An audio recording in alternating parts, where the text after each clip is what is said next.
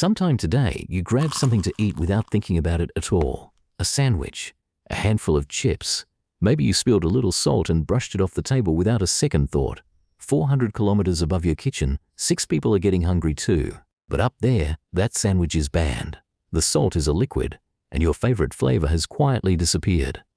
A single floating breadcrumb up there can drift into an eye, a lung, or $1 million instrument.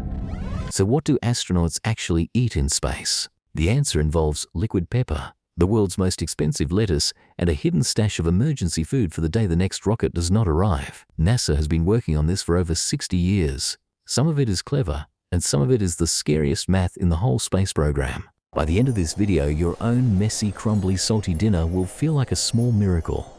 Start with the basic problem. There is no kitchen up there, no oven, no stove, no open flame. An open flame in a sealed metal can full of oxygen is one of the most dangerous things imaginable.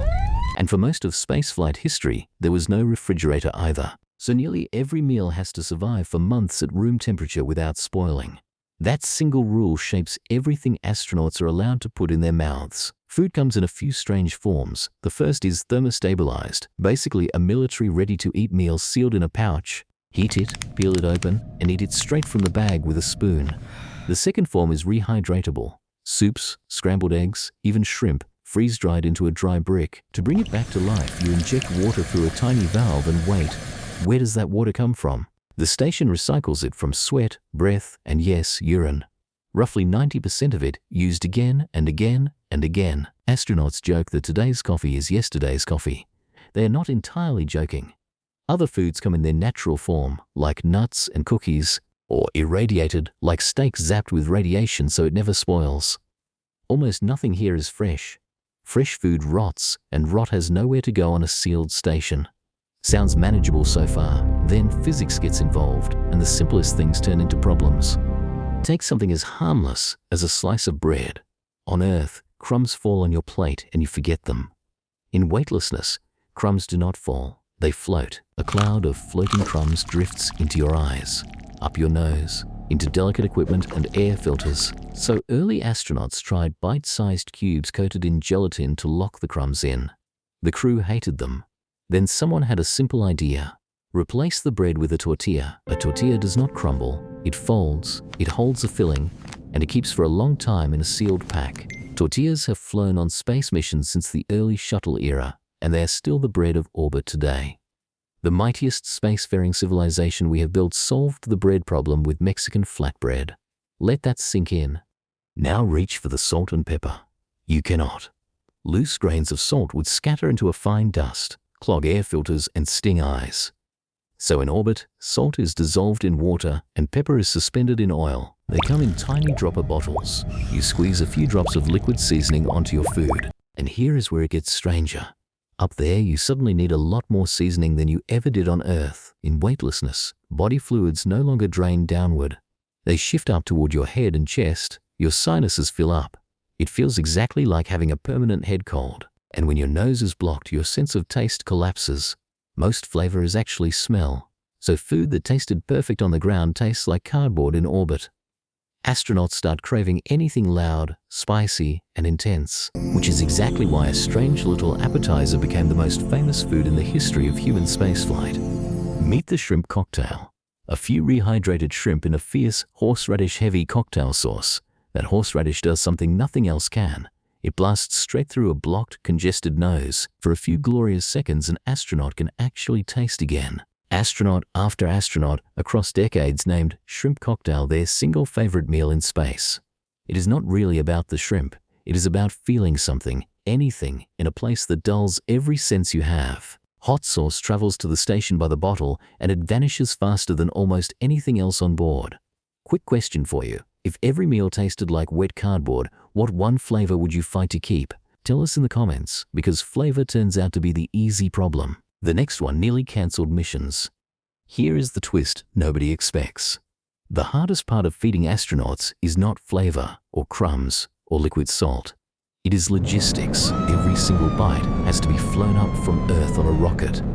One astronaut needs roughly 1.5 to 2 kilograms of food and packaging every single day. Multiply that by 6 crew members, then by months in orbit, and you are launching tons of food into space. NASA dietitians plan the menus on a rotating cycle of about 16 days, tuned to each astronaut's own tastes. Astronauts even visit a food lab before launch to taste test and rate every dish, so nothing on board is a surprise.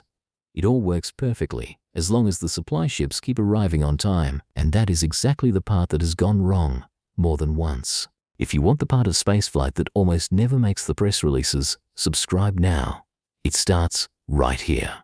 In October 2014, a cargo rocket lifted off carrying food and supplies for the station. 23 seconds later, it exploded over the launch pad. Everything on board was lost. The next April, a Russian Progress cargo ship reached space, then began spinning out of control and was lost.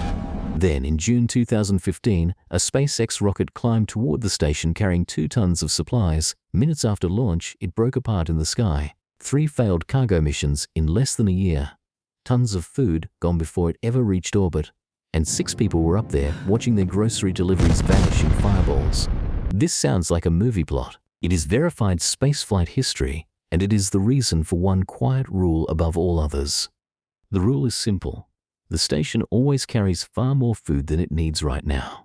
Tucked away in storage is an emergency reserve, enough to keep the crew alive for months with no deliveries at all. When those 3 rockets failed, the crew did not go hungry. They simply opened the reserve and tightened their belts a little. Ground control, rationed the supplies, recalculated everything and waited for the next launch to succeed. If it had gotten truly desperate, there was always a final option: climb into the docked capsule and come home. But it never came to that. The hidden stash of boring, shelf-stable food is the silent hero of the whole story. One lost rocket means minus tons of food in an instant. The reserve is the buffer that turns a disaster into an inconvenience. All of this points at one uncomfortable truth. A station that depends on rockets for every meal is fragile. Go further out, to the moon or to Mars, and you cannot launch a grocery rocket whenever the pantry runs low. The only real answer is food that astronauts grow themselves. And that brings us to the most emotional meal in space history. NASA built a small plant growth chamber on the station called Veggie, with seeds nestled in little root pillows. Inside it, the crew grew a batch of red romaine lettuce called outrageous. On August 10, 2015, astronauts on the station did something humans had never done before. They harvested the lettuce, cleaned the leaves, added a little olive oil and balsamic vinegar, and ate it. For the first time ever, a crew ate food grown entirely in space.